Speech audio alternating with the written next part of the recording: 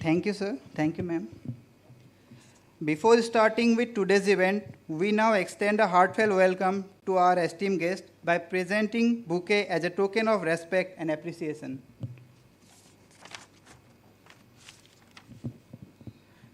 Now we request Dr. Sangeeta Kasture Madam to present the bouquet. Oh, sorry, Secretary Sir is not joining now. So we request Dr. Gaurav Sir to present the bouquet to Sri Sudeep Jain Sir, Additional Secretary MNRE.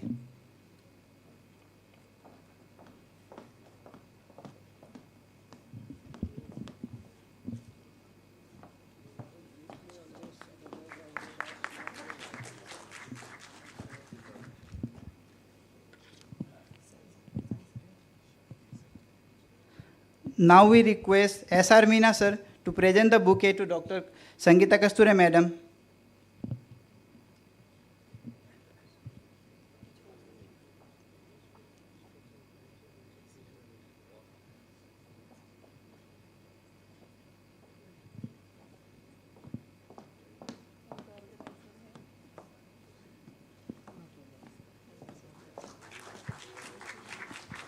Thank you, sir.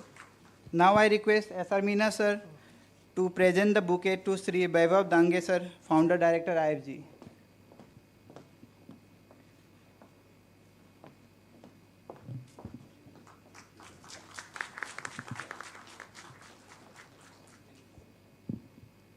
Thank you, sir. To set the tone for today's deliberation, may we now invite Dr. Gaurav Mishra, Scientist at Bioenergy Division, to deliver the welcome address. Sir, please.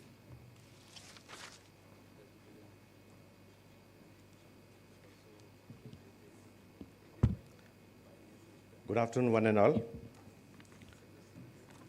Respected Honorable Minister of State, New and Renewable Energy, Shri Shripad Yesunayak ji, Secretary MNRE, Shri Santosh Sarangi sir, Additional Secretary MNRE, Shri Sudeep Jain sir, Advisor Bioenergy, Dr. Sangeeta Kasture, distinguished guests, industry experts, researchers, my MNRE colleagues, ladies and gentlemen.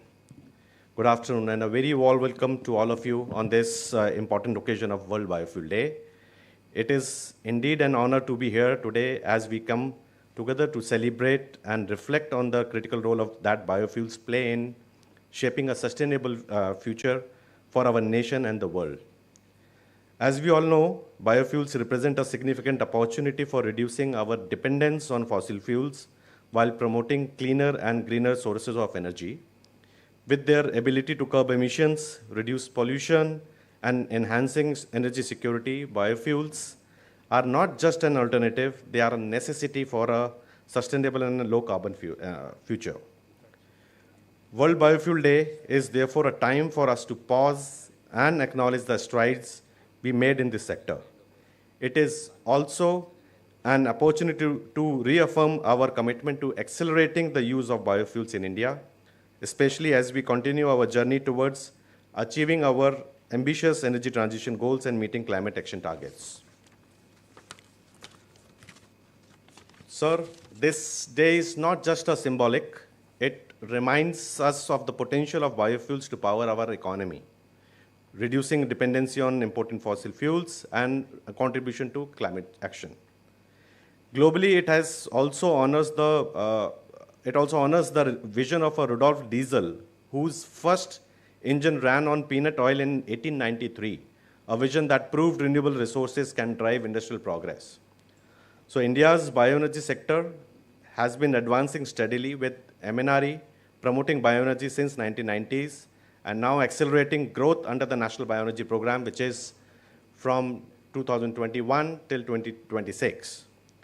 We are making a strong progress in compressed biogas, biomass-based power generation, waste-to-energy projects, and small and medium-scale biogas plants across the country. The waste-to-energy initiatives are converting agriculture residue, municipal solid waste, and other industrial organic waste into clean power, a sector with an immense potential in India.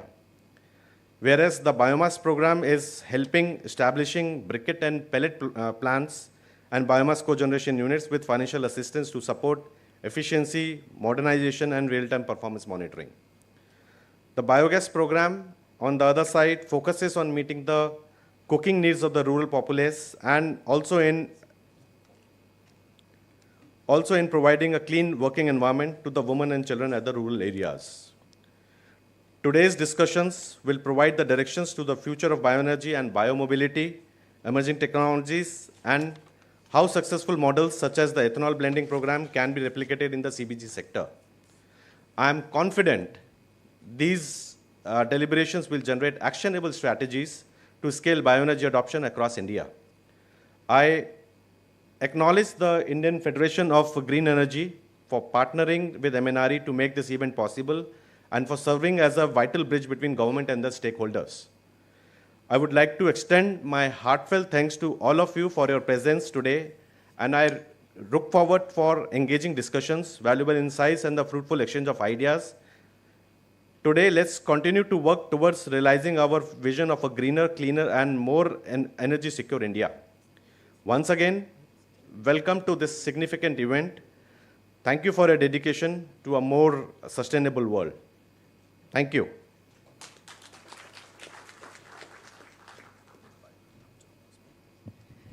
Thank you, sir, for your inspiring words and for underlining the significance of biofuel in India's clean energy future. Now, we will be playing the National Bioenergy Program, National Bioenergy Anthem being prepared by the Bioenergy Division of the Ministry.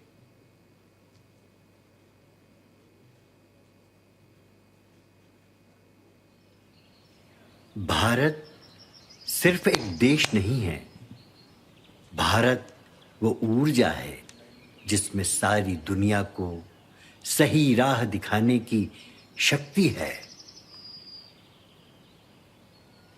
पर कैसे? जैविक ऊर्जा से। जैविक ऊर्जा?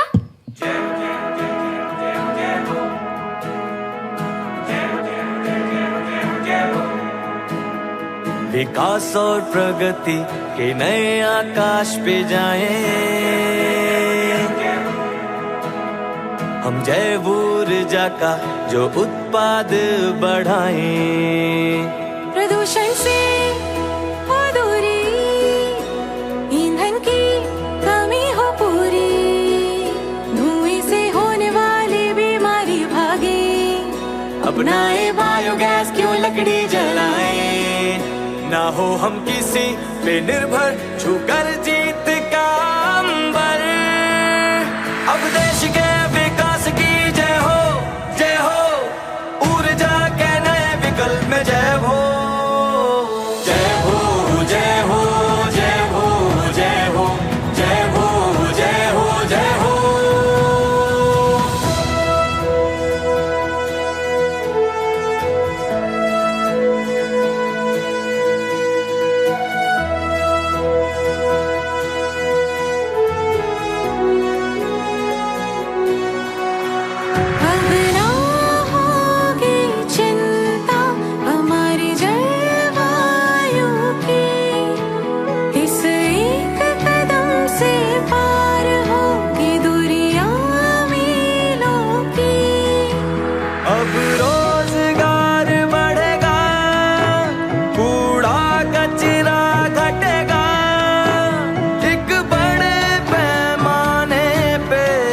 इस लहर को लाना होगा जल्द ही। बायो ऊर्जा एक मुख्य विकल्प होगा।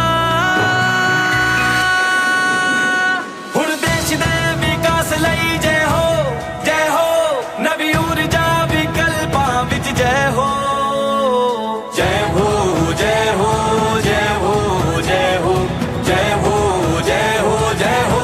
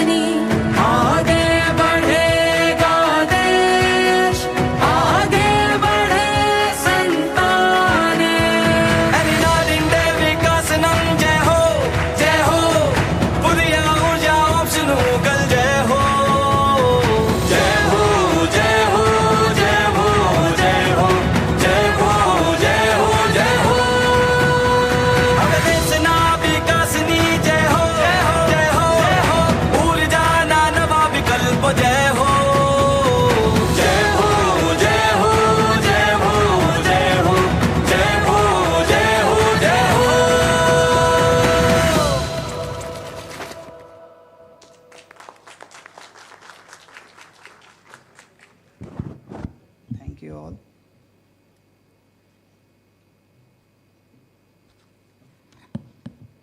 Bioenergy plays a central role in India's transition, rural empowerment, and waste to wealth missions. To present an overview of bioenergy in India, we invite Dr. Sangeeta Kasture, Advisor and Bioenergy Group Head, MNRE.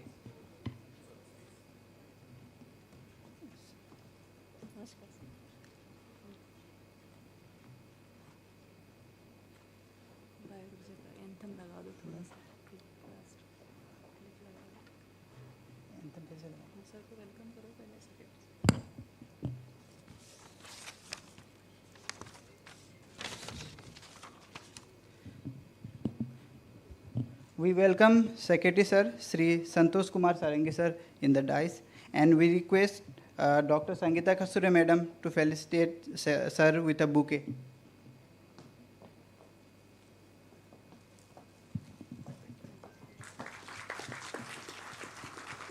Thank you, ma'am.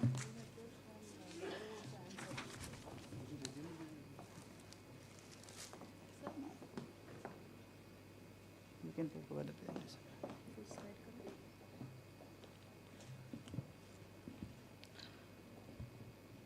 Good afternoon, and Secretary Sir, Sri Santosh Sarang, Additional Secretary, Sri Sudeep Jain, IFG Founder Director, Sri Vaibhav Dange, all the stakeholders, especially speakers, my colleagues, senior and junior colleagues from MNRE.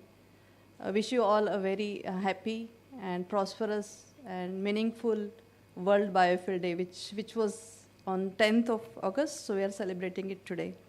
And I really thank Secretary Sir and Additional Secretary Sir for their time in despite of the busy schedule. As we know, biofuel, which has taken center stage and which is important for sustainable development as well as circular economy. And 10th August is, annually we celebrate this as a Biofuel Day, World Biofuel Day, to honor Rudolf Diesel, who has first experimented, who was a mechanical engineer and experimented the peanut oil as a diesel in the first engine. So that's what experimented in 1893, and since then this has been celebrated, which promotes the biofuel as a sustainable alternative, and this is very important for both energy security, climate action, and rural development. I don't have to say bioenergy because most of you are experts sitting here and you are working in this in the field. So, but it has been evolving from the biogas, from the biodiesel, to advanced biofuels like sustainable biofuels, methanol, algal biofuel, DME, and now the green hydrogen also.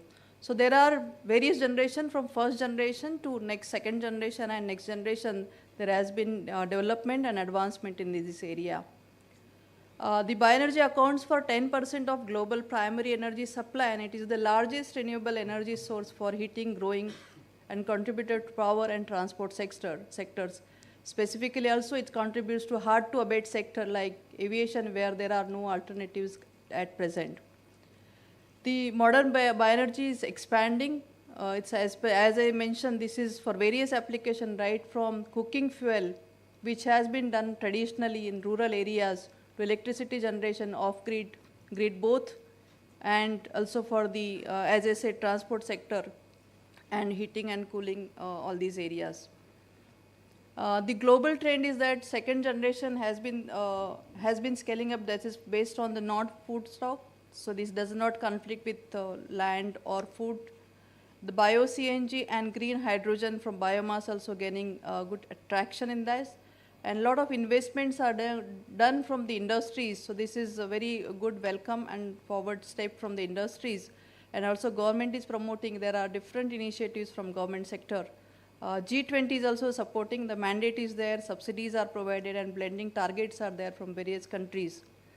And IEA Bioenergy, which also reports rising demand, specifically in Asia and Africa. There are multiple drivers and opportunities in this bioenergy sector. As you know, we have various surplus feedstock in the biogenic sources, right from the agriculture residue to cattle dung, as well as MSW, organic fractions, and industrial waste, etc. So that counts to more than 500 million metric tons. So if we consider that and the carbon content from that biogenic source, we can definitely reduce the import bill, which we are currently doing 80%, more than 80% of the import, so that we can save that, and that carbon from waste can be converted to fuels. MNRE has ambitious target, and where the bioenergy, though it is a very small part, but it definitely plays a vital role. 15 gigawatt is the target, and we all need to push this sector. Secondly, there is already target for under the Satat scheme 15 MMT by setting up 5,000 plants, and 5% blending is also coming. 1% is operational today. Another is biomass to power, where again 5% mandatory is there for co-firing of biomass pellets with thermal power plants. Plus high-level monitoring is also happening, and again the October season, October, November, we will have to, the biomass attraction would be there for stubble burning, how we can avoid that. Every year this is decreasing, the instances, and we hope that in the next couple of years there would be no instances of stubble burning. That's what we should aim for. The bioenergy contributes definitely for the renewable energy capacity. Apart from that, crop residue management, and there are multiple indirect benefits are there. As I said, currently we have, under this, we have reached 237.5 gigawatt renewable energy. In that, 11.6 is the contribution. So we can see that we need to increase this share, and we all need to have put in efforts, both technological, financial, as aspect. There is potential of 42 gigawatt, as I said, considering all the resources. That is in terms of power. Also in terms of biogas in other sector, we can produce 15 MMT of CBG, and as well as the bioethanol 17 billion liters that is coming. Currently it is from the molasses, but there is a potential for 2G ethanol from waste industrial agriculture residues. This gives just an estimate how much potential is there based on the surplus availability of biogenic resources. If we mix together agriculture residue and bagasse both, so around 42 gigawatt power can be produced. Then we can also produce 1G and 2G ethanol if we mix together, almost 48,000 kiloliter per day. That is the estimate. This is from the PwC report, analysis report. The bio-CNG about 60,000 TPD. That is the potential that's coming from including paddy straw as well as other resources, and methanol 20 MTPA. So there is a tremendous potential, opportunities are there, and we do have capacity building now, skill is also developed. So we can aim for that. Coming to the government initiatives and policies, it's a National Bioenergy Program which is implemented since 2022, and there has been overwhelming response for this. And as I mentioned by Dr. Gaurav, we have already done good capacities for CBG. More than 66 plants have been set up for last couple of years with 518 tons per day capacity, and 93 megawatt equivalent biopower projects also been sanctioned and commissioned. The commissioned projects are more than this capacity. These are just sanctioned projects. And 433 metric tons per hour biomass pellet to bricade. So these plants have been set up. And small biogas in last couple of years, 2 years, 37,000 small biogas plants have been set up. So we are now short of funds, but with help from Secretary and Secretary, we have got additional 140 crores recently, last year. So we have got now 998 crores under phase 1, so which are being due, and we are also looking forward for next phase or new scheme in coming year, considering the potential in this. And then Satat and Govardhan, all these initiatives, you are aware of these things. And Ministry of Power also, as I mentioned, 5% co-firing mandate is there. And under that, if I'm correct, 3.6 is currently co-firing is happening in the country. So this is just, as you all are aware, under Bioenergy Program, Ministry, waste to energy programs are supported for bio-CNG, biogas power. And under Biomass Program, briquette pelleting as well as co-generation projects are supported with subsidy provided after commissioning. And biogas also medium and small scales from 1 cubic meter to 2,500 cubic meter in all ranges. So this is happening. So all ranges we have been supporting that. Apart from that, other ministries are also doing, Ministry of Petroleum, Mahua and Department of Fertilizer. These are many central supporting schemes are there. Another thing is this online application. So we are also working on, we have also recently worked on revision of guidelines to improve the implementation and the faster the CFA release, etc. There is also provision for special 20% higher CFA is provided for special category states. So as I mentioned, this is the overall progress from MNRE side for under the NBP program, National Bioenergy Program, which we are also looking forward that there are multiple applications, more than 1,000 crore applications we are already in pipeline. So we are hopeful that we are working on developing the new scheme, and we look forward for supporting those as well. But it is not, there is no commitment unless we get the financial support from the Department, Ministry of Finance, we would be able to do that thing. With this, I once again, and roadmap, considering that now we need to increase the percentage utilization of compressed biogas in transportation sector. This is the vision. Then blending targets, biomass pellet, we have to reach to another 1.4 and maybe further 7% if we could increase. That is also the opportunity and challenges. But there are certain challenges, but there is good response coming from the entrepreneurs in the pellet making studies. Scaling up of 2G ethanol in advanced biofuels, that is also very important, and we need to have a roadmap is already there. This definitely, this works on decentralized biogas systems. This bioenergy sector, overall this provide the decentralized sectors. Also there are opportunities for off-grid power and off-grid supply, greening of steam, industries for green steam and heat applications. Export potential is there. Farmers get benefited. There are multiple social benefits are there, both for farmers and women in the rural areas. Of course, there are technological challenges with respect to the yields as well as the affordability. So we need to work on these things together. So definitely government is there to support. We are also thinking of including R&D, more focused R&D and skill development program. And investments also we need to increase both from industry sector, public and private investments are required in order to boost this sector. With this, I once again thank you all for participating, and special thanks to Secretary Sir and Additional Secretary Sir for their time, and wish you once again a very happy World Biofuel Day. Thank you. Thank you, Madam, for the comprehensive overview for highlighting the immense potential in the sector. Now we would like to display some short videos being prepared by the Ministry covering the bioenergy programs being supported by MNRE. Firstly, we will be playing the waste to energy program video.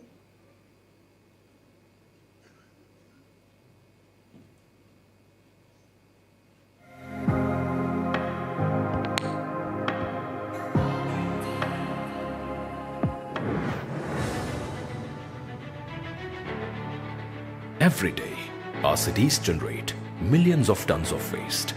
Garbage clogs our rivers, fills our landfills, and pollutes the very air we breathe. With a population of over 1.4 billion, India faces a mounting waste crisis. Urban, industrial, and agricultural waste is piling up, threatening health, climate, and sustainability. Traditional disposal methods are no longer enough. The answer lies in waste to energy, a clean, circular solution that converts waste into electricity, biogas, bio-CNG, and thermal energy. Welcome to India's silent revolution, where waste becomes wealth and pollution turns into power. This flagship initiative supports projects through central financial assistance, empowering municipalities, industries, and farmers to participate in the green transition. At the heart of this program is the Waste to Energy sub-scheme, which provides central financial assistance to projects that convert waste into biogas, electricity, bio-CNG, and thermal energy. As of May 2025, the program has added a massive 324,000 metric tons per annum of installed bio-CNG capacity to India's clean energy grid, reducing landfill dependency lowering emissions, and creating green jobs. This isn't just about energy. It's about climate resilience, rural development, and economic empowerment. ਪਿਛਲੇ 4 ਸਾਲਾਂ ਤੋਂ ਮੈਨੂੰ ਆਪਣੇ ਖੇਤ ਵਿੱਚ ਅੱਗ ਲਗਾਉਣ ਦੀ ਜ਼ਰੂਰਤ ਨਹੀਂ ਪਈ ਕਿਉਂਕਿ ਹਰ ਸਾਲ ਇਹ ਮੇਰੇ ਫੀਲਡਸ ਦੇ ਵਿੱਚ ਬੇਲਿੰਗ ਕਰ ਲਿਆਉਂਦੇ ਸੀ ਤੇ ਜਿਸ ਨਾਲ এনवायरमेंट ਤੇ ਸਾਰਾ ਕੁਝ ਦਾ ਮੈਨੂੰ फायदा होया है। जो एग्री रेजिड्यू है जिसे जैसे पैडी स्ट्रॉ जिसे किसान जला देते हैं वो उसको इकट्ठा करती है फील्ड्स पे जाकर ताकि जो फार्मर्स हैं स्टबल बर्निंग ना करें। इससे एक बेनिफिट क्या हो रहा है कि जो स्टबल पहले जलती थी उससे इन्वायरमेंटल पोल्यूशन होता था जिससे हेल्थ इश्यूज रहते थे। अब क्या है इस प्लांट के आने से वो सब आसपास रुक गया है और इन्वायरमेंट जो है काफ़ी अच्छा हो गया है। साथ में ये कलेक्शन करने के बाद जब वर्बियो इससे सीबीजी बनाता है वो सीबीजी जो निकलती है उसका पोल्यूशन भी बहुत कम रहता है as compare to diesel and petrol. We produce pressmud as a waste in the sugar factory and this is the feedstock of our CBG plant. CBG plant is produced CBG from the pressmud. This is used CBG in using of vehicle movement, power plant and city pipeline in the making of food. This is very good source of energy and reduce the carbon emission. The waste of the CBG plant is liquid FOM and solid FOM to use in the crop of wheat and cane. This cane is used also in our sugar factory. This is a very good biomanure. The success of waste to energy isn't just in policy, it's in participation. From households segregating waste, to entrepreneurs investing in clean tech, to students spreading awareness, the future is in our hands. The waste to energy movement is not just about energy, it's about purpose. It's about protecting our environment and lighting up our lives sustainably. Join the revolution of turning waste into wealth. Fuel India's future.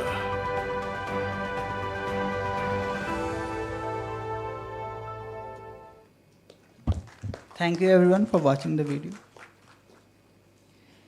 Transportation is a key area where biofuel can make a game-changing impact. We now invite Sri Vikram Gulati, Country Director, Toyota Kirloskar, to share his perspective on the future of biomobility in India. Please, sir.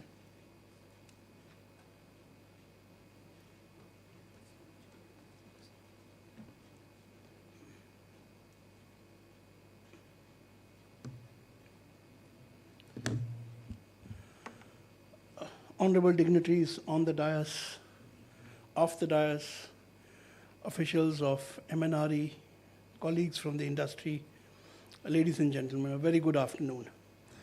So it gives me immense pleasure to represent the industry and IFGE to place before you the future possibilities of biofuels in the mobility sector.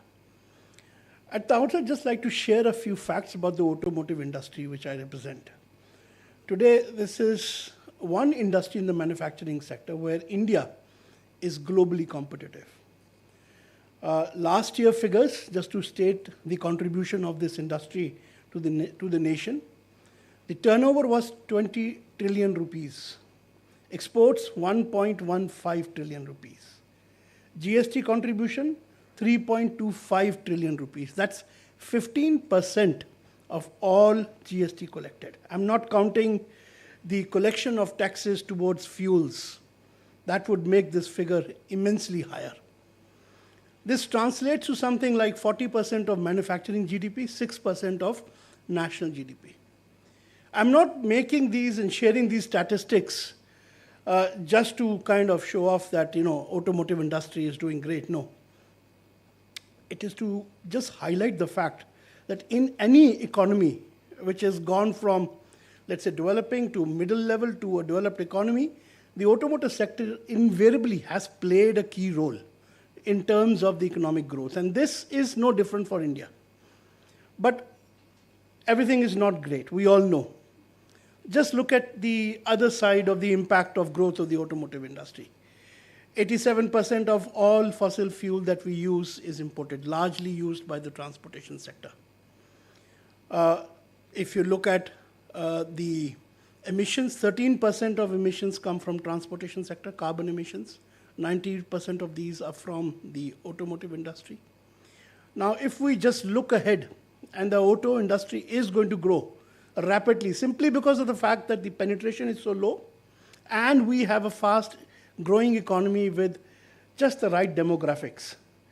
So the projections are that going ahead, for example, in four-wheelers, cars, we sold 4.2 million cars last year.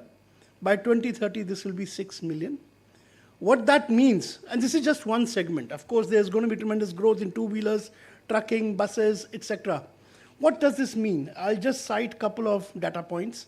IEA basically projects that every third increase in fossil fuel consumption globally is going to come from India. If you look at our own projections from BE done slightly earlier, it shows a doubling of requirement of energy from transportation. Again, citing IEA, just cars, the energy requirement in 2030 will quadruple. Clearly, this is not a future that we want, because this is pointing to a future where we are going to become increasingly dependent on foreign sources for our fossil fuels, the energy that drives the vehicles, and also greater contribution to carbon emissions and hence climate change, which go against the very purpose of our national vision of achieving Viksit Bharat by 2047 and carbon neutral society by 2070. So in this context, one has to understand that why are we seeing these statistics? We are seeing this despite the fact that the government has done tremendous amount of effort in terms of promoting all green mobility, and there is huge amount of investments that the government is doing, particularly not only on the demand side, but also on the supply side, as also in terms of encouraging people to source technology on electric mobility. But why is this scenario being seen?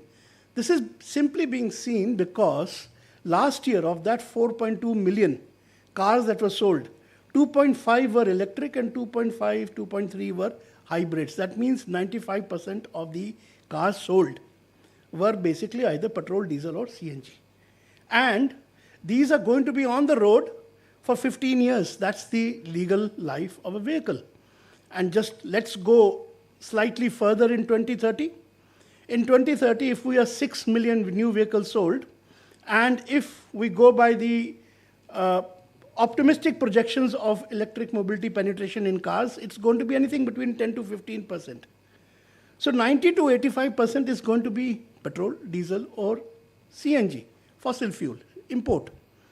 That translates to a figure which is more than what it is today. That's the reason.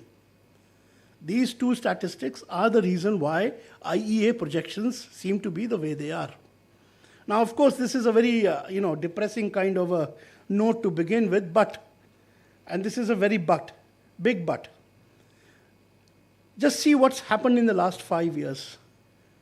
From nowhere, in 2014, 1.5% use of ethanol in blending for petrol to this year, April, 20%. In fact, we went 20% blending of petrol much before April. It was around, I guess, October or earlier. So it's been almost 1 year now. 20% ethanol blending in petrol today has saved, these are government statistics, 1.4 trillion rupees. Of this 1.4 trillion rupees of import saved, 1.2 trillion rupees has gone to the farmer. Now that's awesome. There is no other program where so little has been done.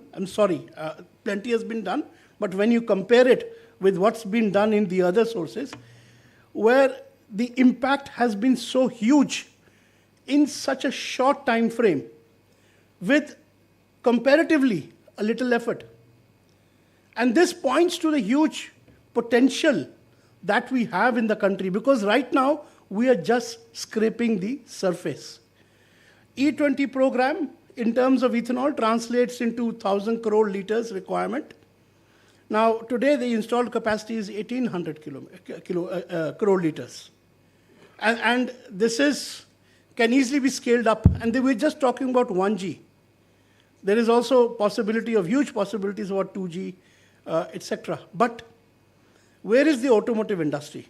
Automotive industry is fully there to embrace this transition towards biofuels. We have been successful in terms of pushing forward 7 years for introduction of E20. Originally, the program was 2030. The regulation came in 2025, 5 years ahead, but we were materially compliant in 2023, 1st April, 7 years ahead. That's because we have huge capabilities in the internal combustion engine which can easily be modified, comparatively speaking, to take ethanol. These are domestic capabilities. These are domestic ecosystem. There is no need to depend upon raw materials. There is no need to depend upon external technology. There is no need to depend upon external parts. That's why the auto industry could transition 5 years and 7 years ahead of time of the target that was originally envisaged. Going forward, the auto industry is also committed that any additional amount of ethanol that you have, we can take it on. But going forward, reflecting from the experiences of successful countries like Brazil, we feel it's the flexi-fuel vehicles that is going to take us going ahead. And what are flexi-fuel vehicles? These are simply vehicles which can take any mix of ethanol, any blend of ethanol, flexibly. So E20 is the monofuel regulation, and these can go all the way up to E100, E85. So it is left to gives immense amount flexibility and left to the ecosystem to decide whether the average is going to be 30, 45 or whatever. And in Brazil, the monofuel regulation is 27% blending. Whereas the national average blending is 45%. Now that's crazy. Now FFEs are, slightly more challenging to do, but all the industry has already made prototypes. These are available. Then you may be asking, why aren't we seeing this? Well, the answer is there is still some work to be done both on the supply side policy as well as on the demand side. Those enablers, and these are not huge enablers, can transform the automotive industry to produce flexi-fuel vehicles instead of gasoline vehicles to enable a future which can take on any amount of ethanol that is produced in the country. And what are those enablers? Let me look at the supply side. Let's look at the political economy on the supply side. We have a situation where, because of political economy issues, the reality is that the minimum support price for the feedstock, whether it is the sugarcane or the grains, is fixed and it keeps increasing. And on the processing side, there is a certain amount of expenditure that will occur. So we are seeing a situation where the ethanol availability at a particular price point today is landing up at an okay space. But in future, for consumer to adopt, it has to make economic sense for him. Now there is, we all know, for E100, there is, because of the energy characteristics of ethanol, fuel efficiency loss, 30% for E100. If that is the case, you need to have a differential pricing. Now you can't have this, so somebody has to bear that in some manner, whether it is increasing the price of gasoline or doing subvention, or the process plants taking a haircut, or you're dealing with the MSP issue. You can't do any of these. What can you do? The future is something where the government is already working, and I'm thankful to them, is to leverage the carbon markets. Carbon credits in Brazil are playing a big role in ensuring this differential without putting a burden either on the farmers or on the process plants or on the government. So in Brazil, how it works is the carbon intensity of ethanol is measured because, ethanol is carbon neutral, zero carbon. They even go to the extent of measuring the well-to-wheel carbon intensity of the fuel, and based upon that, the government has a system of giving certain certifications, these credits are bought by Brazilian oil marketing companies. So there is additional revenue stream. Now, this is not where the story stops. Brazil is working internationally to have carbon neutrality identified for ethanol, because that is the scientific fact.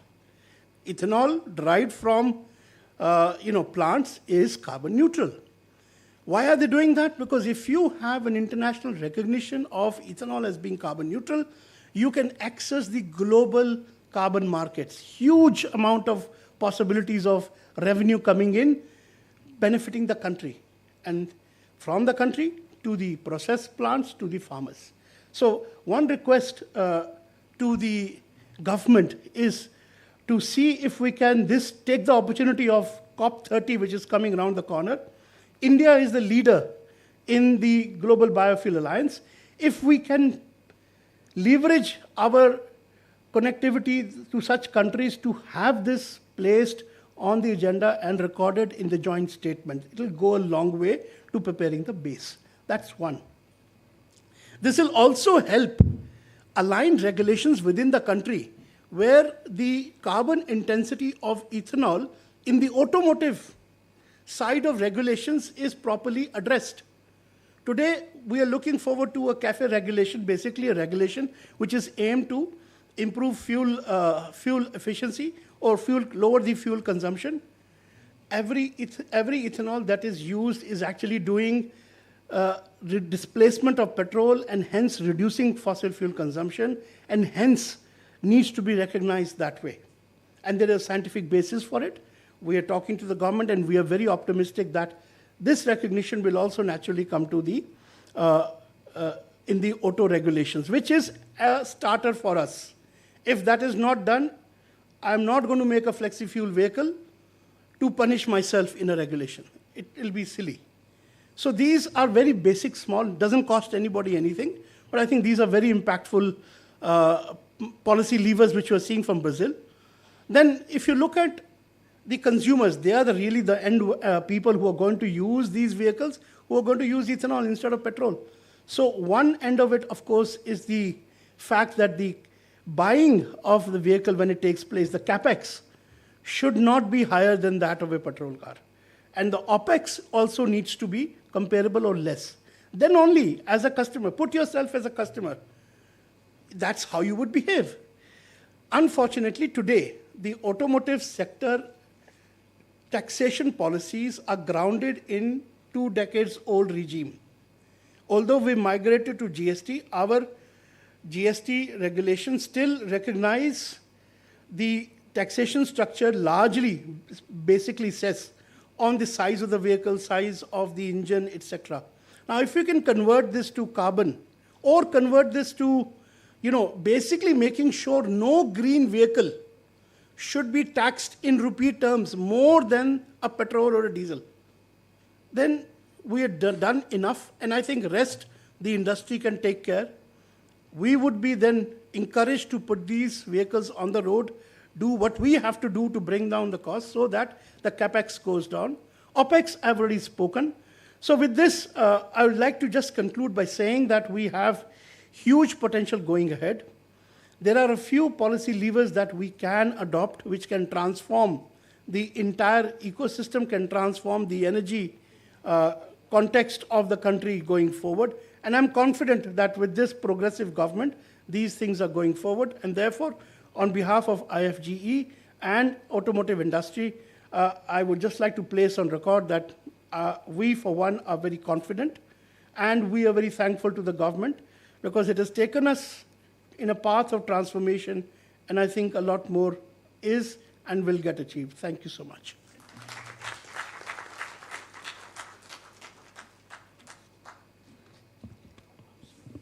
Yes, sir. Thanks.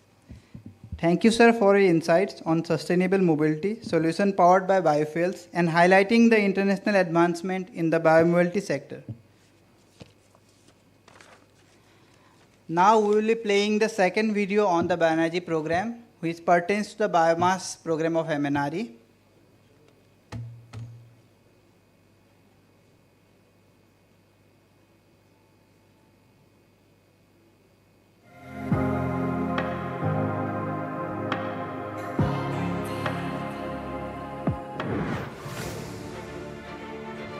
Amid the rustling fields and smokestacks of rural and industrial India, a silent transformation is taking root. What was once discarded as agricultural waste is now fueling a new future, lighting homes, powering factories, and breathing life into village economies. This is not just innovation, it's a green revolution. The untold story of India's biomass program under the National Bioenergy Program of the Ministry of New and Renewable Energy, Government of India. The National Bioenergy Program is supporting bioenergy projects across the nation. The biomass program focuses on transforming surplus agricultural residues like paddy straw, cotton stalks, mustard husks, and forest residues into clean energy. Central financial assistance is provided to incentivize this transition for setting up of biomass briquette or pellet manufacturing plants and biomass non-gas-based cogeneration projects in industries in the country. The broader objective of the scheme is to reduce stubble burning by utilizing surplus agricultural residue to provide additional source of income to farmers through sale of surplus agro residue and to enable better environmental practices and reduce pollution. Now, across the country, 10,743 megawatts of biomass-based energy have been added to the grid, harnessed from agricultural residue, bagasse and wood waste. The government has revised its biomass policy. From 2024-25, all the thermal power plants have been mandated for 5% biomass co-firing by the use of biomass pellets along with coal. This move supports cleaner energy and reduces carbon emissions. The major crop residues used for biomass in India include paddy straw, wheat straw, mustard stalk, maize stalk, cotton stalk, corn cob and sugarcane trash. These residues, once considered agricultural waste, are now valuable resources for generating clean and renewable energy. This clean, renewable power is now lighting up homes, energizing factories and driving India's march towards a sustainable future. We started our journey in 2014 with 1.25 megawatt. Gradually we increased our capacity to 3 megawatt in 2018 and we further increased our capacity to 15 megawatt in 2021. We are collecting paddy straw from 1 lakh acres of land which is nearby to our factory. We are creating a revenue which is helpful to the farmers of approximately 40 CR to the farmers, and we also are helpful in creating an employment, direct and indirect employment to 5,000 people. ਮੈਨੂੰ ਇਸ ਦੇ ਨਾਲ ਬਹੁਤ ਫਾਇਦਾ ਹੁੰਦਾ ਹੈ। Income ਤਾਂ ਵਧੀ ਹੈ ਨਾਲ ਕਿ ਜਿਹੜੇ ਮਿੱਤਰ ਕੀੜੇ ਨੇ ਪਹਿਲਾਂ ਜਦੋਂ ਅੱਗ ਲਾਉਂਦੇ ਸੀ ਉਹਦੇ ਨਾਲ ਜਿਹੜੇ ਮਿੱਤਰ ਕੀੜੇ ਸੀ ਜ਼ਮੀਨ ਦੇ ਉਹ ਜਲ ਕੇ ਰਾਖ ਹੋ ਜਾਂਦੇ ਜਿਸ ਨਾਲ ਕਿ ਜ਼ਮੀਨ ਦੀ ਜਿਹੜੀ ਸੋਇਲ ਪਾਵਰ ਆ ਉਹ ਘਟਦੀ ਸੀ। ਇਸ ਲਈ ਮੈਂ ਤਾਂ ਸਭ ਨੂੰ ਇਹੀ ਸਲਾਹ ਦਿੰਦਾ ਵੀ ਜੋ ਕਿ ਪਰਾਲੀ ਦੇ ਵਾਲਾ ਬਿਲਡਰ ਹੈ ਇਹਦੇ ਇਹੀ ਲਿਆ ਜਾਵੇ, ਇਹਦੇ ਨਾਲ ਹੀ ਪਰਾਲੀ ਦੀ ਸਾਂਭ ਸੰਭਾਲ ਕੀਤੀ ਜਾਵੇ। Biomass-based energy reduces dependence on fossil fuels, cuts emissions and solves the pressing issue of stubble burning in states like Punjab, Haryana and Uttar Pradesh. India's biomass program is more than a government scheme. It's a national movement, a chance to power our future with the strength of our fields.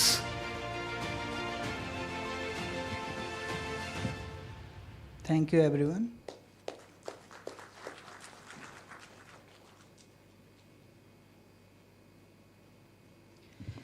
Technological innovation is the backbone of scaling bioenergy solutions in the CBG sector. To share the latest developments from India and across the globe, we welcome Sri Ashish Kumar, Vice President IFG and Managing Director Verbio India Private Limited.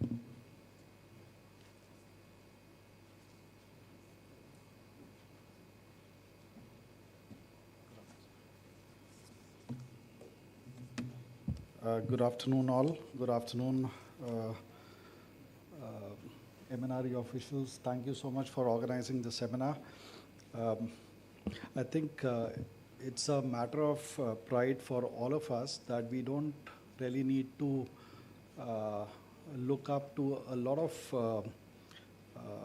European or on the Western world because now India is being stated, or the policy framework which the government of India has created in the last couple of years around biofuels is being stated as a benchmark, and that's really a very progressive state by the government of India. Because one thing is for sure, that bioenergy is one sector which cannot survive without a conducive policy framework. It is just not possible for a biofuel to compete with a fossil fuel. So it needs a very strong support from the government. Biofuels or bioenergy cannot exist without policy framework, and energy security, I think, cannot be achieved without biofuels or bioenergy. So it's a chicken and egg situation we are in, because I don't think so we are able to achieve energy security without relying on bioenergy. And we all saw that the share of bioenergy is really small. We need to increase that share in the pie. And the policy framework is really one of the key elements over here. And I'll focus more on, let's say, three linkages which are crucial for establishing a very success business case, investment case for bioenergy, biofuels, irrespective whether we talk about ethanol or whether we talk about CBG. The three linkages which are very crucial are, one is the feedstock. The second is, once the product is made, the linkage of the end product to the market. In our case, whether it is ethanol or whether it is CBG, how it goes to the point of sale. And the third linkage, which is not a very talked about topic, at least as of now, is really the key to making this business case happen, and that is the linkage associated with the carbon markets. So to dwell a little deeper into these three linkages, I think I personally have seen the markets evolve, this particular sector evolve in the last 5 to 6 years. I can say for sure that the first linkage, what we talk about, the feedstock part, is to a large extent evolved significantly. Biomass is getting collected. It is getting collected in millions of tons at the moment, but it is still not able to solve the scale of problem what we have. We are talking about, in the Delhi NCR region alone, we are talking about at least 40 to 50 million tons of biomass which gets burnt annually. So maybe we have just been able to mobilize we have not reached even double digits from a percentage share basis. So that's still a very small share, but at least a start has been made.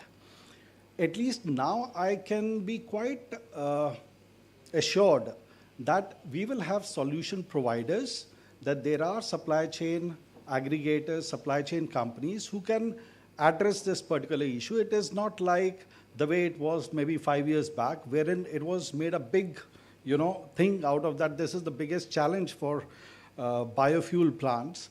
So I would say there is a decent progress which has been made on the feedstock side. I by no way mean to convey the message that the problem is solved, no, because even this year stubble will be burnt. We all know that. And in fact, surprisingly, this year, even wheat was burnt in the months of April and May because the fodder market had crashed. So it is not just restricted to parali paddy, it is really quite dynamic. But still, the supply chain linkages have been formed. It's a question of capex. It's a question of, in a very short period of time, how do I bombard the fields with machinery who's there to collect the feedstock? It's purely a topic of the number of machinery which is required to be there on the field collecting the feedstock. It's purely that. And then, of course, you need the storage and the warehousing, and all these solutions are there. Then comes the second linkage, which is extremely crucial, is about, okay, the biomass reaches the plant, and let's assume that a plant has, to a large extent, fairly done well with its technology stabilization.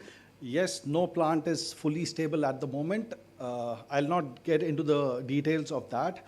Let's say even if a plant is operating at more than 50% capacity utilization, with that bare minimal capacity utilization, you expect that the end product needs to reach the market.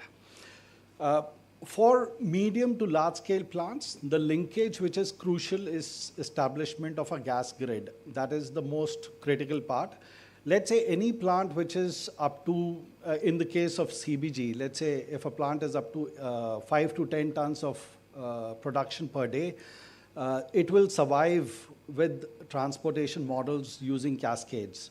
But anything beyond that, we need a gas grid, which is in a very formative stage at the moment. A lot still needs to be done.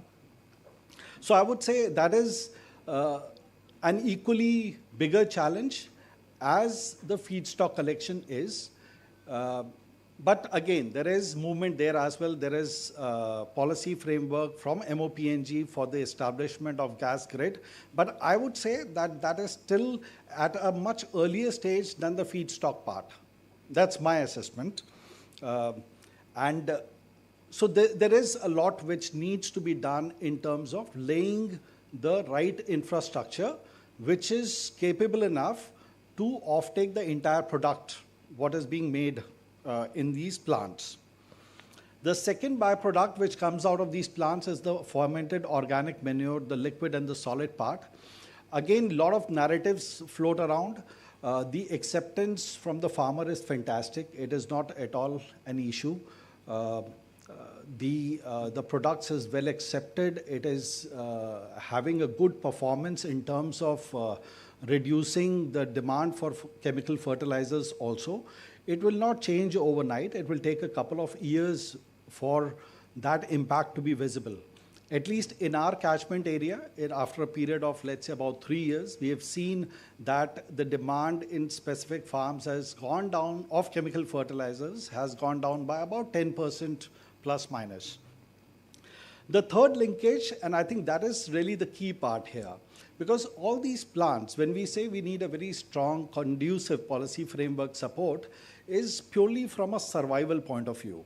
Ultimately, a market mechanism should take over ideally. Otherwise, we can't be looking forward for support throughout the lives of the plants. That is not the way anybody would want to be, right? But till such time the market mechanism takes over, the government needs to really play a huge role over here. And it is very important that we distinguish between renewable energy forms, which one is, they capture energy, the other is they produce energy. So biofuels is producing energy. It is not capturing energy like a solar and a wind does. So this needs to be differentiated when a policymaker is doing the job. This is not just a capex topic. If we look at a solar and wind, which is 80-90% capex and about 10-20% is opex, यहाँ पे एकदम उल्टा है. यहाँ पे capex is maybe 30-40% and the rest is all opex. So the hand holding is not going to end at the capacity build-up stage. The hand holding is going to be a long walk till such time the carbon markets are, making, till such time the carbon markets really get implemented. And that's where, when I hear news of, India and Japan have agreed, the cabinet has approved the Article 6.2. Now, that's a fantastic welcome news. It sets precedents, it sets the tone for a lot of other bilateral agreements which could come up. And believe me, there are countries who are waiting for this, how can they monetize the green attributes, the carbon markets which are originating from India. We did talk about blending, and we take a lot of pride in the 20% blending which ethanol has achieved. And as Madam said, that this year CBG has a blending target of 1%. Just to give you a slight orientation on the numbers, to achieve that 1% blending, we need about 230 or 250 tons per day of gas to be injected. Or let's say that is the contribution on a daily basis, 250 tons per day. we have already created capacities of 750. So theoretically speaking, I can already achieve 3% blending this financial year, provided the capacities are optimally performing. Or the linkage in terms of the feedstock and the gas offtake is happening, 3% blending is theoretically done. But I think we know that this will not happen. There are plants which are still in a build-up stage, early stages there. So I don't see a challenge in terms of whether the blending targets will be achieved or not. There is no doubt at all. I think the mobilizing factor is going to be how quickly do we connect, how quickly do we introduce the third linkage of the carbon markets. And this is where, I'm also happy to share and announce that at IFG, we have also collectively taken a decision that we will be also having an independent forum which will now look at setting up resources, capacity build-up within the forum, which will be working on these carbon market as an independent topic, because this is something which is going to touch upon all the forms of biofuels, and it's not just restricted to CBG. It is going to look at ethanol, it's going to look at biodiesel, all biofuel forms. So I'd like to once again conclude my talk and thank MNRE for the continuous support it has been giving to the sector. I'll just also mention that it is such an evolving sector. A lot of mistakes will happen from all sides, all stakeholders. So the request is that our policy framework should be a little bit more, flexible, and it is by no way means that it is not. The message is to across all the stakeholders, be it fertilizer, be it agriculture, be it petroleum and natural gas, all stakeholders, and of course the industry, because the industry also has to do their job well, right? Thank you very much. Thank you to the MNRE once again.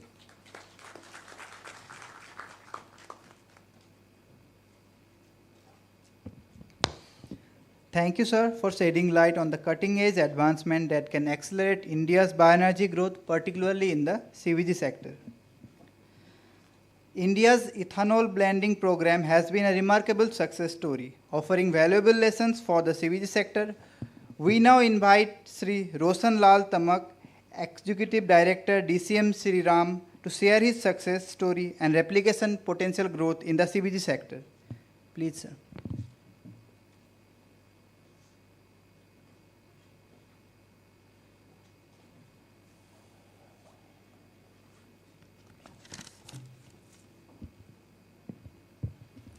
Good afternoon. Secretary MNRE, Additional Secretary MNRE, Madam Kasture, dignitaries, ladies and gentlemen. I have been asked to share the parallel between ethanol and CBG, and currently in my organization we are producing both. And as previous speakers have highlighted about the success of ethanol blending program, which we all are aware, and on this particular day of World Biofuel Day, is really a very happy occasion for all of us and for the nation as a whole, that we have achieved 20% blending of ethanol 5 years ahead, and the credit goes to all stakeholders, policymakers, and all concerned with this ethanol space, including automobile manufacturers, producers, and above all the policymakers. Without strong policy support, this would not have been possible, because we have been producing ethanol, so we are closely attached to all the developments in the ethanol sector. So as previous speaker has highlighted that in 2014 it was about 1.5% blending, and now we have achieved 20% blending. How it progressed? So basically, it started with the clear intent and clear, robust roadmap of ethanol blending program. Government laid out a very, very clear roadmap, and it was backed up by strong policy support. Policy support in terms of fiscal incentive. Very clear. Fiscal incentives were given, were declared, and also given very smoothly. This is the beautiful part of this thing. In fact, sir, I would like to mention, and I cannot stop myself in sharing, that for disbursement of fiscal incentives, we need not to follow with the ministry personally. Everything was so seamless, so smooth, that the money was transferred to your account after documentation. So, and this is really heartening to share with all of you. Second, broad basing of feedstocks, because it is agriculture ultimately, and agriculture is impacted by climate. So there may be some variation in feedstock availability. So government did a very wise step that it broad based the feedstock range, and also it enabled the producers for operational flexibility so that their capacity utilization is not idle. Third one, on logistics, distribution, and supply chain. Also, wonderful job done by all oil marketing companies along with distillers, and the processes were also streamlined. But because there was involvement of state-to-state interstate transfer also, and there were many issues related to storage and distribution, but everything was coordinated well in time and executed on ground, and the industry did not face any hassle on that. Then ultimately, it's the pricing. Ultimately, economics is in the center of everything. Pricing was remunerative, and it encouraged the distillers to expand capacity like anything. And result is before us, and everybody got benefited, whether it is sugarcane farmers or maize growers or any growers of rice, paddy. And also, of course, a lot of investment came into the sector, and it was a win-win situation for everyone. But economics is in the center of everything. Inherent viability of any business model has to be ensured, otherwise it cannot sustain. This is very simple, sir, but this has to be done, otherwise things will not progress the way we want. Now comes to CBG. How can we replicate the same? Because we have also set up a plant of CBG, and it is running well. Just before that, I shall like to give a broad perspective of sugar industry. Because I come from sugar industry.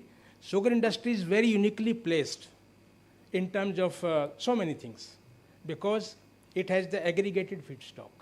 We have approximately 32 million ton bagasse available in hand, sector as a whole. This is huge quantity, and that too homogeneous feedstock, very compatible feedstock for producing bioenergy.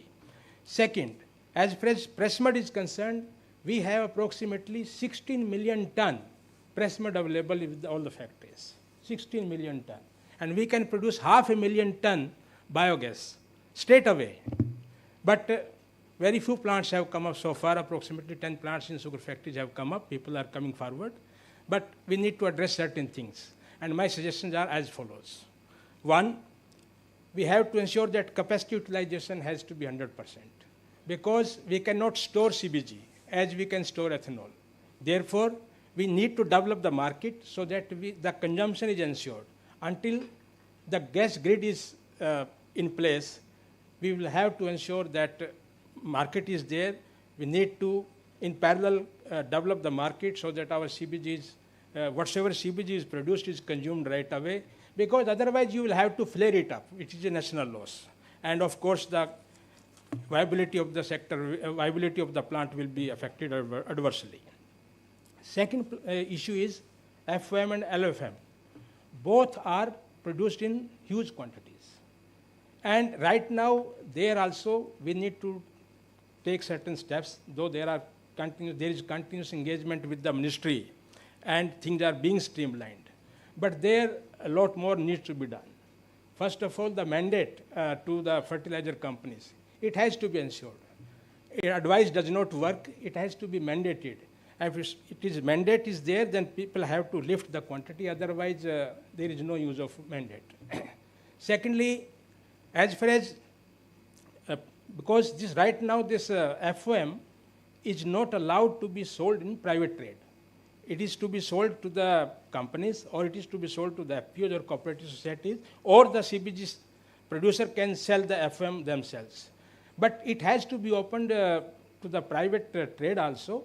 And right now, POS machines are there. Fertilizer sale is very well streamlined and very tightly controlled, so there should not be any issue. It will also smoothen the offtake of FOM.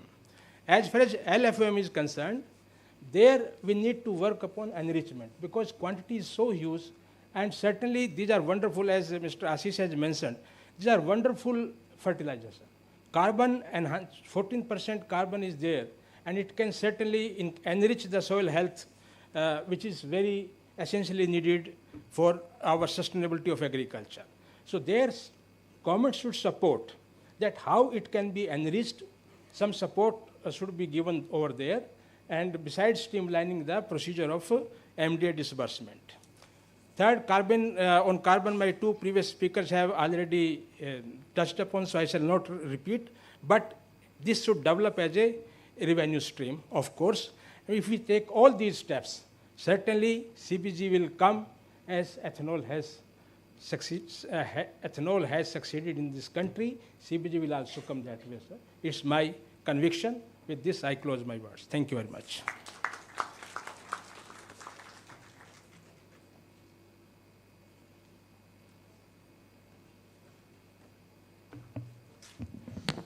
Thank you, sir, for demonstrating how policy, industry, and farmers together can drive impactful outcomes out of bioenergy.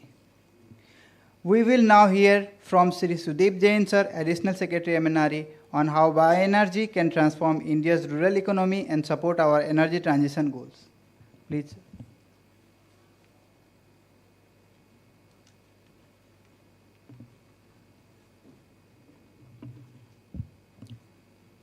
Secretary MNRE, Shri Santosh Sarangi, Advisor Bioenergy, Dr. Kasture,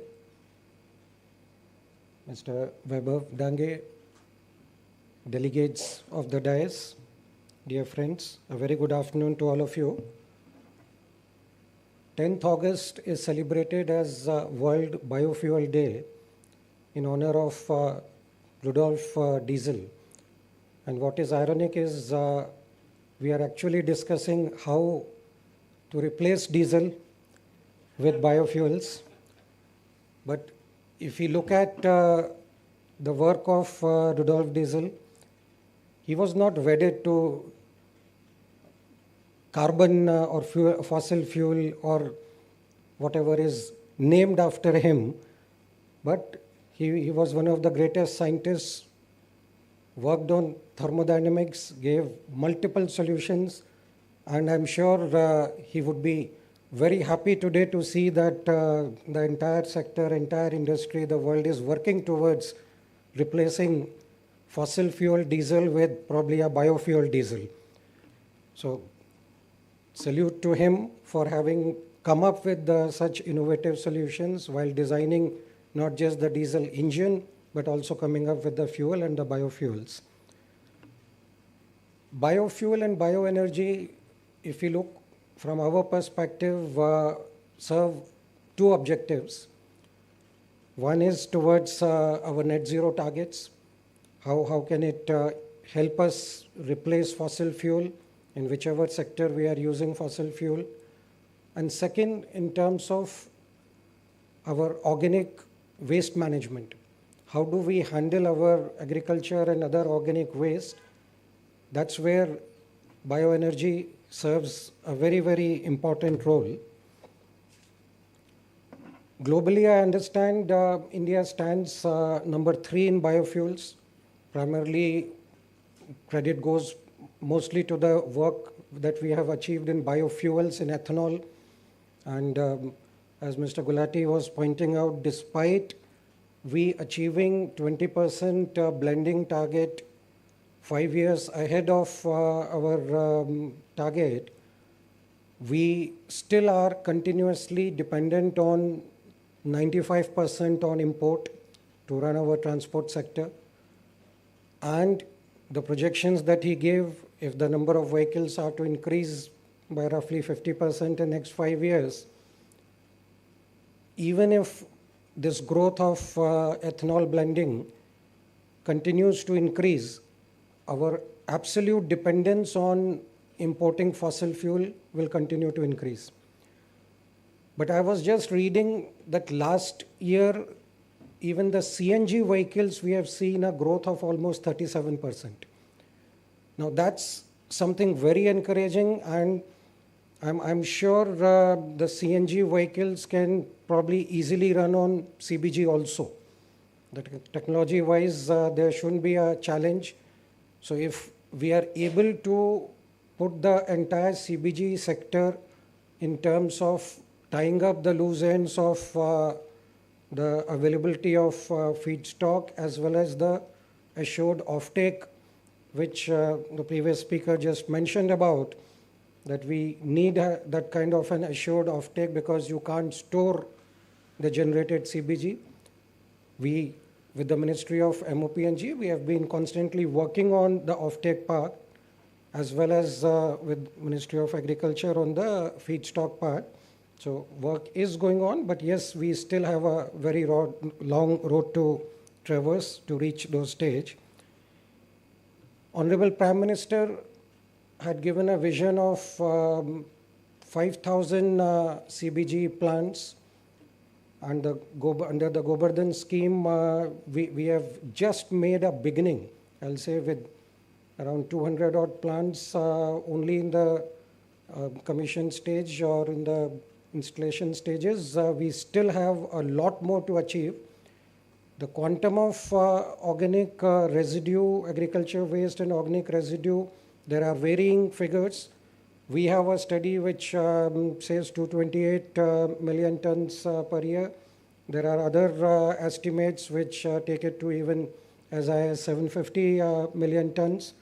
So irrespective of those numbers, the feedstock availability is not an issue at all if you look at the numbers. Yes, aggregating it, ensuring how it reaches, how we feed it into multiple technologies. CBG is just one of the technologies. We have briquettes and pallets. The numbers are again encouragingly increasing, and with the blending that is happening with in the power plants on briquettes and pallets, that's again another area where we need to learn from the success of the ethanol blending and see how we can replicate it so that the overall quantum keeps increasing. I'll not go into any of the figures or the technologies. All the previous three speakers and Dr. Kasture had already briefed and touched upon what we have achieved till now, what are the numbers there.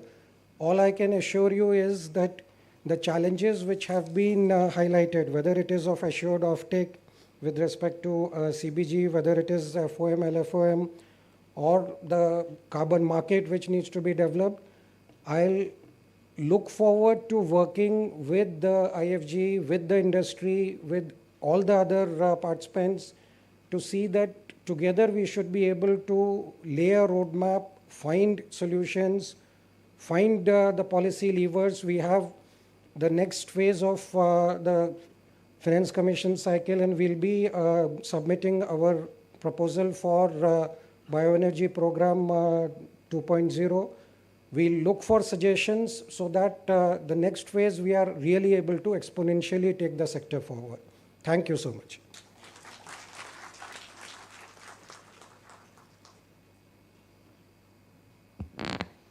Thank you, sir, for a motivating address and for stressing the need for rapid scaling and decentralized innovation in the bioenergy sector. May we now invite Sri Santosh Kumar Sarangi, sir, Secretary MNRE, to deliver the special address. Please, sir.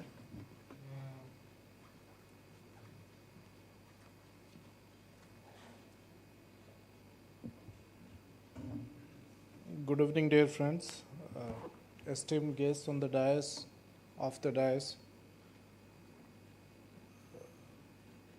You have had a long session on celebrating the Biofuels Day. I have been told that the normal attention span is about half an hour, but I hope all of you are here. That's great. Let me compliment the IFG and a whole range of stakeholders, including MNRE officials, for organizing this event. If you look at the scale at which we are addressing India's biomass issues, then I would tend to agree with Mr. Gulati's observation that the extent to which we have addressed some of the other areas, whether it is in solar, whether it is in wind, whether it is in ethanol, we have probably not provided the same level of scale and attention to the biomass related issues and correspondingly bioenergy or CBG production issues. But the potential in India is immense, and that was brought out very clearly by Mr. Ashish, and I must compliment him that he dared to invest in a project in which he had no clear visibility on offtake, but he has come up with a nearly 30 million TPD plant in a very remote pocket in Punjab and has invested and has gone ahead in commissioning that plant. We need these kind of entrepreneurs who believe in change and who believe that with these kind of interventions, a lot of positive externalities can spread in the society. When we are talking of biomass based plants, we are talking of a lot of positive externalities in terms of addressing environmental concerns by reducing stubble burning. We are addressing potential income earning for farmers. We are addressing the economic fillip that is possible in the rural areas and employment creation. We are also looking at a lot of varied activities happening in the rural areas, whether it is transportation of feedstock, whether it is transportation of the end product, whether it is electrification and substations coming in and around the plants. A whole range of activities come up in rural areas which has a positive impact in rural economy. In biogas, in biomass based interventions, our scientist Ms. Sangeeta brought out very clearly that a conservative estimate shows that we have 220 million tons of agricultural waste, and through a whole range of interventions that we have done in the last couple of years, we are probably addressing only about 8 to 10 million tons of waste, which is a small fraction of the entire universe of problem that we are looking at. We have talked of the success story of ethanol, where from a meager 2 to 3% to 20% of blending has been made possible by India. And India is one country which, if it is determined, can actually operate at scale and achieve big targets. We have seen that happening in case of non-fossil fuel based energy, where our NDC commitment was to achieve 50% of non-fossil fuel installation by 2030, but we achieved that 5 years in advance. 5 years in advance. We had thought of a progressive growth towards ethanol blending, but we have achieved it much in advance of about 20%. Similarly, in solar installation, in wind installations, today we are the third or fourth largest in the world, overtaking many of the other countries.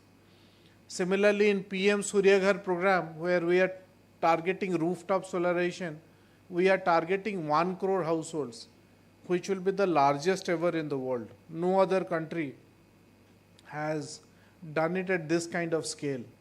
So if biomass probably needs a little more advocacy, a little more planning, a little more government focus and support, and if we are able to take it to scale, then a lot of the ancillary problems that we are tackling with, like offtake, the logistics relating to offtake of the finished product, the cost of the finished product, all of will also get gradually addressed.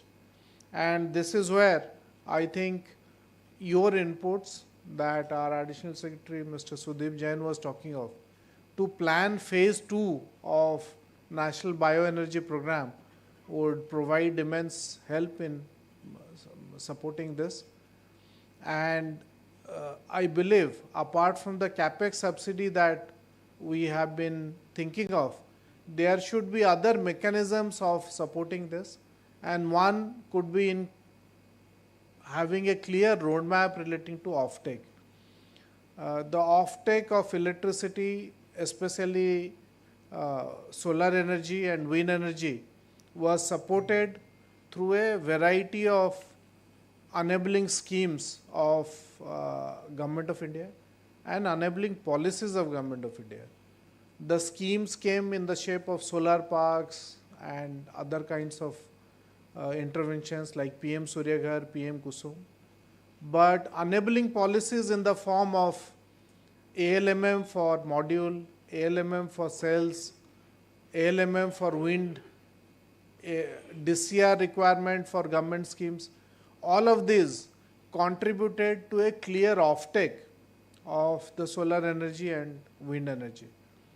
Similarly, ethanol is one such example where a clear offtake in the shape of a mandate for OMCs to source ethanol and blend it as part of the fuel clearly provided a roadmap and a lot of investment came in. Similarly, the current mandate for the power plants to blend 5% of pellets and briquettes made out of biomass is going to support a lot of pellet and briquette manufacturing units. She was already showing a lot of pellet and briquette manufacturing plants that this ministry has been supporting. But independent of this also, with a clear roadmap of offtake, I am very confident that a lot more briquette and pellet plants are going to come up in future, independent of government schemes as well.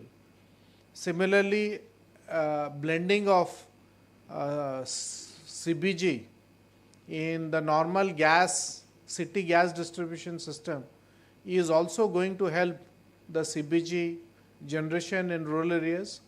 And I also see this particular segment coming up big time in the next couple of years. We are doing a back of the envelope calculation, and it suggested that about 10,000 crore of intervention by government could save about 13,300 crore of import bills on an annual basis. So a one-time infusion saving about 13,003 crore year after year is a huge intervention, and to that extent there is a very strong reason and very strong logic for supporting this particular sector. So we have heard the best in the business who have spoken today of different ways in which biomass based interventions need to be supported, and in this, in MNRE we have a very strong team which believes that this intervention needs to be taken forward, and in this context they are working on preparing the roadmap for phase 2 of the National Bioenergy Program, and I would look forward to your inputs, your suggestions in shaping these ideas in a much better manner. And in this I would like to reiterate that don't suggest only in terms of some capex subsidy, but address a variety of interventions which need to be addressed in supporting biomass, whether it is feedstock logistic related intervention, whether it is financing related interventions, whether it is other offtake related interventions. Please address the whole gamut of issues in the context of biomass based intervention, and we are more than happy to work with you and would continue to support this particular sector, which has a huge positive externality for our country, for our rural economy, for our farmers. Thank you.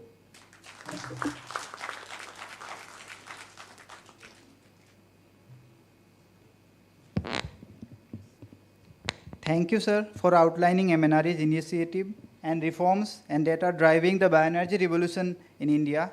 including in rural areas, and the vision to promote the bioenergy sector in the upcoming times. It is now our honor to invite our Chief Guest, Sripad Yesonayak Sir, Honorable Minister of State for New and Renewable Energy, to address the gathering. Due to some personal exigencies, Sir could not be physically present with us. However, he has sent a video message encouraging all participants for organizing and attending the events.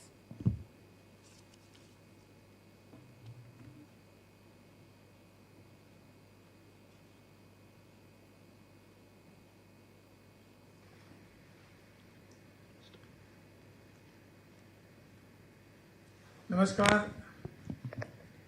On the occasion of World Biofuel Day,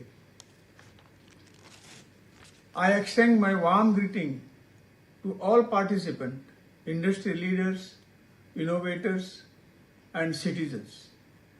This day celebrates the transformative role of bioenergy in achieving India's energy independence, fostering rural prosperity, and protecting our environment.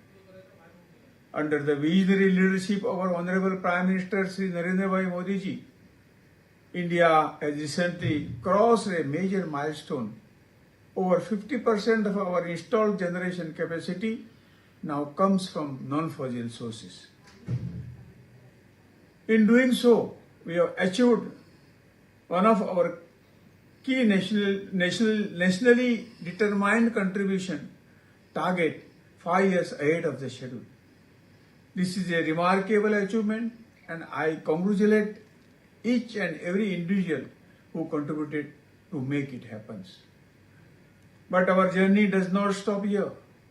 We have set ourselves ambitious and achievable goal: 500 gigawatt of renewable energy capacity by 2030 and net zero emission by 2070. Bioenergy will play a pivotal role in this energy transition, while solar and wind power will remain the major drivers. Biomass offers immense potential to strengthen the rural economy, cut greenhouse gas emission, and generate livelihood. India has abundant feedstocks, surplus crop residue, sugarcane bagasse, animal drug, municipal and industrial waste, all of which can be inverted into the clean power, ethanol, compressed biogas, and other low carbon fuel. This is a unique opportunity to turn waste into wealth while placing the farmers at the center of the green economy. Our ethanol blending program has already reduced oil imports, lowered the emission, and provided farmers with stable market. We now aim to replicate this success with CBG and other biomass-based fuel. Under the National Bioenergy Program, Phase 2, we are supporting the Waste to Energy project, biomass, big pellets, biogas plant, and innovative pilot like bio-vitamins. Our schemes are now simpler,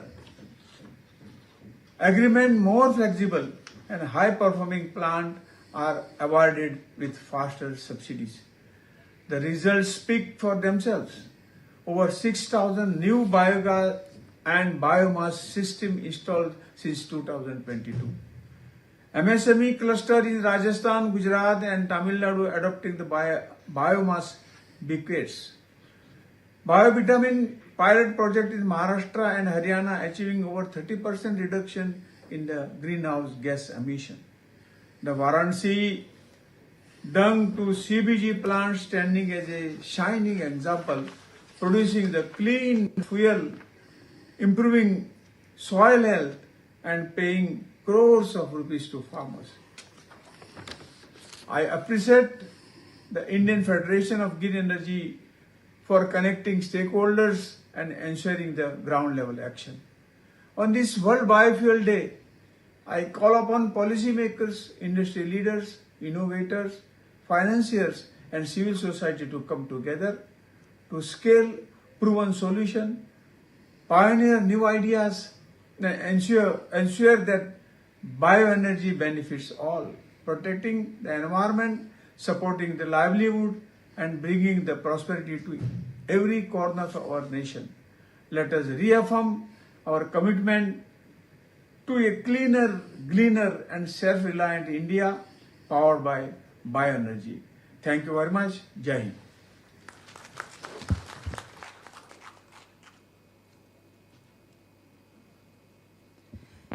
Thank you, sir, the Honorable Minister of State, New and Renewable Energy, for your inspiring vision of a cleaner, greener, and self-reliant India powered by bioenergy. Moving towards the last session of the seminar, we invite Sri Vaibhav Dangeji, Founder Director, IFG, and Public Policy Expert on Infra, Green Fuels, and Sustainable Mobility to deliver the vote of thanks. Thank you very much. Honorable dignitaries on the dais, Honorable Secretary MNRE, Honorable Additional Secretary, Ministry of New and Renewable Energy, Dr. Sangeeta Kasture, Advisor, New and Renewable Energy. I know this position where I am standing for vote of thanks is the least loved position for anyone to be, neither in the audience nor in the dais, but I will not take more than 1 minute. Before I complete my formality of extending my vote of thanks to the dignitaries and everybody present here in the hall, there are 2 points, sir, I would like to make. वो थोड़ा उसमें feeling लाने में वो हिंदी में ही बोलता हूँ. Sir, आज आप सबका यहाँ presence is testimony to the fact that the government is leading this charge with the stakeholders, because we all have been working with government and in the industry from last 30-35 years, but government taking such a proactive role and interacting with industry and celebrating the World Biofuel Day, Honorable Minister for State taking initiative and joining online in spite of his health issues is a testimonial to the fact that government has been very proactive, and that is the reason that India has achieved unachievable target of 20% blending 5 years ahead of its scheduled target.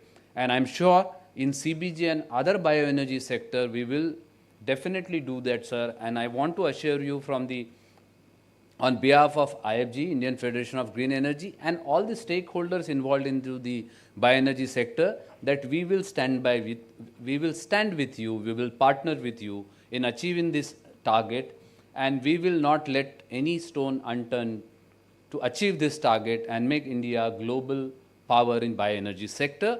उसके साथ साथ sir, लेकिन आप हमारे माँ बाप हैं और आप हमारे माँ बाप बने रहिएगा. पेट्रोलियम मिनिस्ट्री, पावर मिनिस्ट्री हमारे अंकल आंटी हो सकते हैं, लेकिन हमारे माँ बाप आप ही है, और इसलिए आप से हम इतनी लिबर्टी लेंगे कि जब ज़रूरत पड़ेंगे तो आप ही के पास आके हम रोएंगे और आप ही को कहेंगे कि हमारा दुखड़ा सुने, रोना सुने, और हमारे साथ मिलकर बाकी मंत्रालयों में भी बात करें. Of course, I will not delve into much. My colleagues in IFG, both Mr. Gulati, Ashish, Mr. Roshan Lal, everybody has mentioned issues that needs to be looked at, but that's an ongoing process, sir.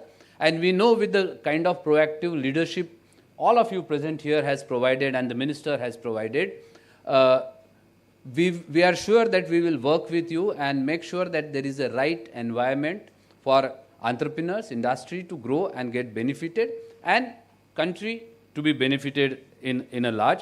And second point I want to make before I express my vote of thanks, sir, is this is also an opportunity for India to lead globally. I think like few other sectors, bioenergy offers a very unique opportunity for India, since we are a large agri-dominating economy. So Brazil and India can play a very pivotal and leadership role in bioenergy sector. In global scenario, South-South cooperation is increasing, and with the initiatives like Global Biofuel Alliance, I think we are very rightly positioned to take this discussion forward. As Mr. Gulati has said about COP30 agenda, we will obviously request you and support you and do necessary to take this agenda at a global level, working closely with you. Thank you, sir. Thank you, Honorable Sarangi, sir, Secretary MNRE, for being here to celebrate with us World Biofuel Day. Sudeep Jain, sir, Additional Secretary, Dr. Sangeeta Kasture, ma'am, and Honorable Minister for State, Shripad Naik, sir, for joining us online and addressing the gathering. Thank you, everybody. And last but not least, those who are present here from last almost 2 hours, quietly listening to all the deliberations. Also suggest that we all are such a serious about the fact that biofuel can lead the way for our country. And biofuel no longer, bioenergy no longer is a choice. Biofuels are necessity, need of the hour. And we from IFG thank the ministry for partnering with us in organizing this World Biofuel Day. Thank you so much. Thank you so much.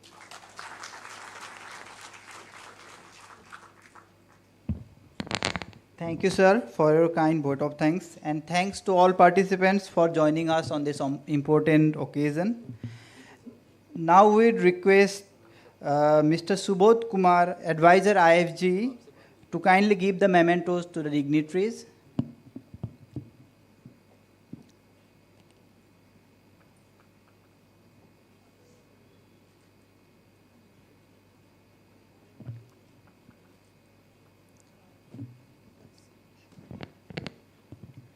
Sir, can you give the memento first to Secretary, sir?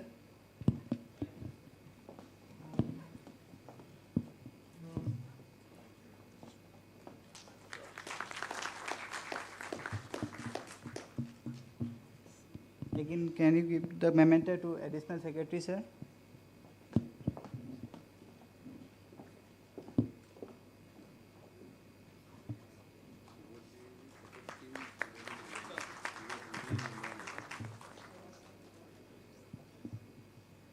Can you please give the memento to Sangeeta madam?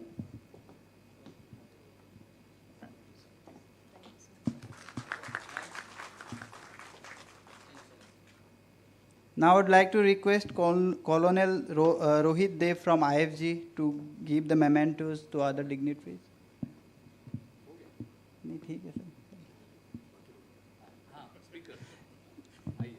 May I call other speakers to the dais, please? Ashish, sir.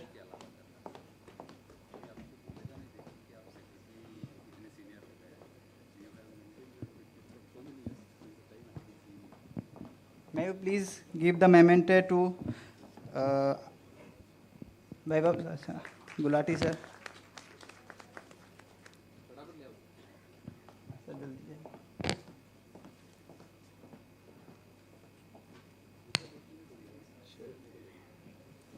Ashish, sir, please.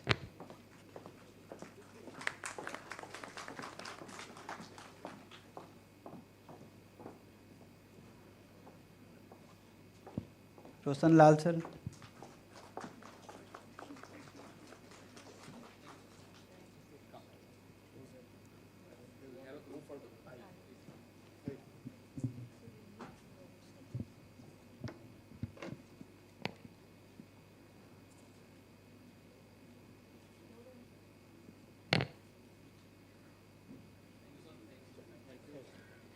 We now invite you all to please join us for high tea in the exhibition area right outside the auditorium hall.